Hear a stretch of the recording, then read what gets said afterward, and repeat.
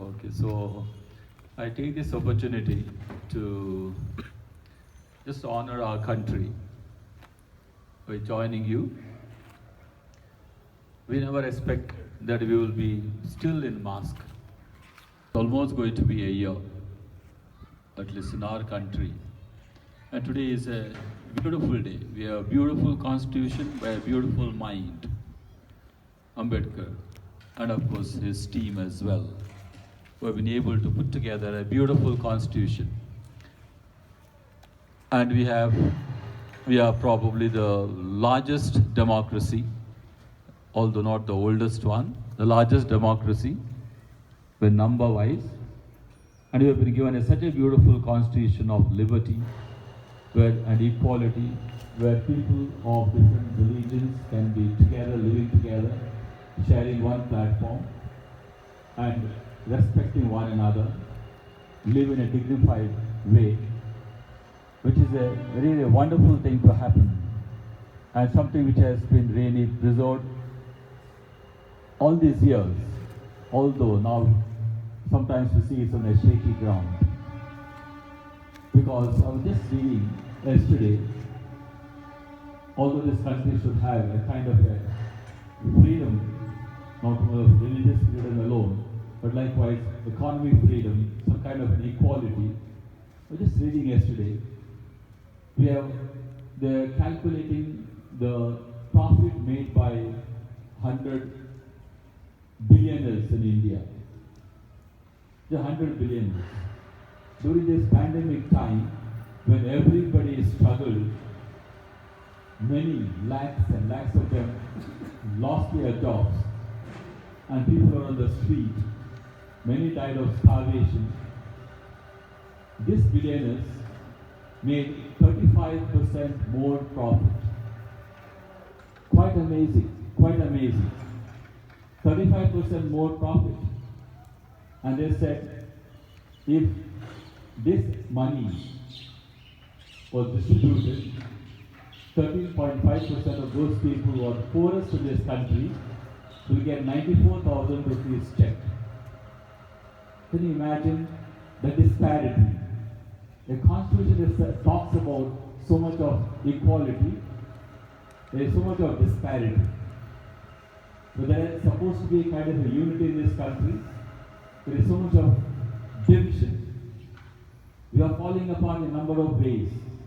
We are not willing to respect one another, respect each other's freedom. And that's something very sad, what is really happening today. And every one of us is responsible to make this country living up to its own constitution. And that is not going to be easy. It is going to be a task for the future. And now almost seeds of divisions are being sowed. And what we hear today is a huge parade will be there in the national capital. There will be another parade which will be coming of the farmers, the tractor rally. You must be very familiar with that.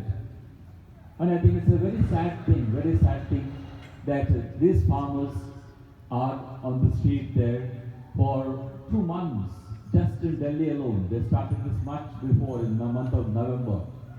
And they are there on the street. And farm laws are supposed to be for the good of these people, these farmers. And if they are protesting, I think we should be humble enough and sit with them and say, okay, what changes can I make for you? So that you could be happy, you could be contributing to the society. But that is not happening. It's a very sad thing. Because these are the people who really feed us. Especially people from Punjab and Haryana, they almost contribute 50% of the food products for the country. And therefore they would be the hardest hit. And therefore their lives are really in some way in danger.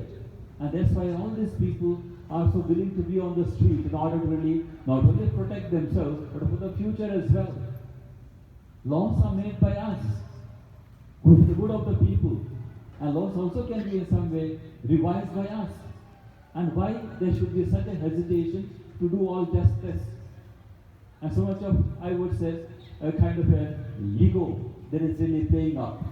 Because if I give up what will people might think about it.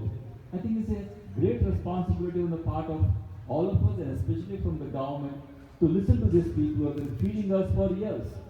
Our biggest, probably, economy is supported by the farmers. I think today when you look at that, they're having a tractor rally with 2 lakh of tractors will be really processing. We wonder what is happening to this country. A country which is bound by a beautiful constitution, is supposed to be together. We have a division on this very day. I think it's a very sad thing. But it's also important for us when you think about it. Also remember that we have a role to play, not only now, but also in the future as well. How unified our minds are, or how divisive our minds are. We are so often guided by our languages, guided by our own, probably, culture. Culture is very important, language is very important, but there should not be a point of division.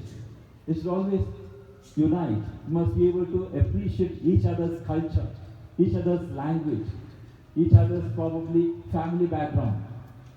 And one should never discriminate against the other because of someone's language is different, culture is different. That should never happen. And that's why it's important for us, when you think about this, ask ourselves, how do I look at the other? How do I look at the person perhaps who's poor? The person who's really struggling in life? What way do I contribute? Most of us probably are living pretty well, I should say. And therefore God has given us whatever we require. And how do I care for the other? This is why the division always starts in the mind, not elsewhere. If minds are really united, minds are broadened, then we can see everything in right perspective. If minds are not broadened, minds are very divisive, we always look for divisions, we always divide. We use any tool for that matter. It might be religion, it might be constitution, it might be anything for that matter. We require just a tool because our minds are not really, in a way, open, appreciative of each other's culture. And that is why we can always learn to divide. But that is not so. We really must learn how to unite, appreciate one another's culture. I think in this school we have always been teaching you that. We all never taught you a particular religion. No. We always taught you that we all come from diverse background, appreciate each other's culture, language, and religion, so that we always learn to live together. And that is very important for all of us, especially in this country. So you are the future generation. What you are going to do for the future depends upon how you cultivate your mind today. If you are able to cultivate and have an open mind today, tomorrow you can build up a better nation. Unified nation, a nation which does not divide or discriminate against each other based on color or creed or whatever it might be. So it's important for us to cultivate that. So I wish you all the very best. I want you to really have that open mind. Never look at the other as the other, but your companion, your co-citizen. You are, in a way, partner in the development of this country and development of yourself. So I wish you all the very best. May God bless you. And it's a beautiful gathering, I should say, not only of the students alone, but also the parents, and likewise the teachers, and we have also the workers who are working in this particular campus. They all have joined us. And so it's a gathering of really diversity. Maybe a very small gathering, but nonetheless very diverse. All the workers who are working here on a daily basis, they are here. They are part of this particular congregation, which really talks about the very essence of our country, a country which is very diverse in its nature.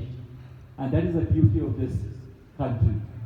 And the Constitution enshrines that beauty of diversity.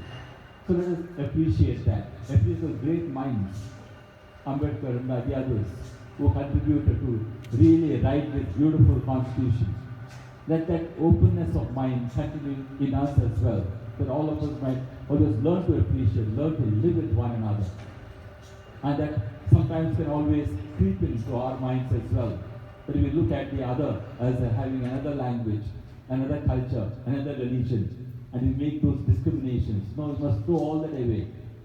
And you must build up a community where each of us can say that we are in a way different and yet we are one. So let us cultivate that open mind. And for the future, I want every one of you to contribute in our own way with the openness of mind which you cultivate now, and later on also wherever you go, whatever you do, let that be your slogan, that we are all one. We're not divided, but in a diversity we are all united. So may God bless you and have a good day today. And also remember, you are a citizen of this country where you as a citizen will have a great role to play in the future. May God bless you.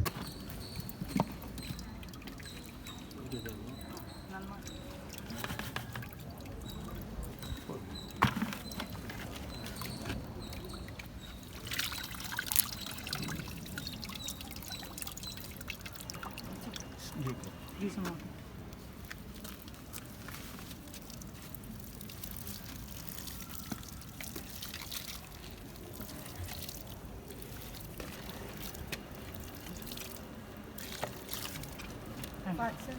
What?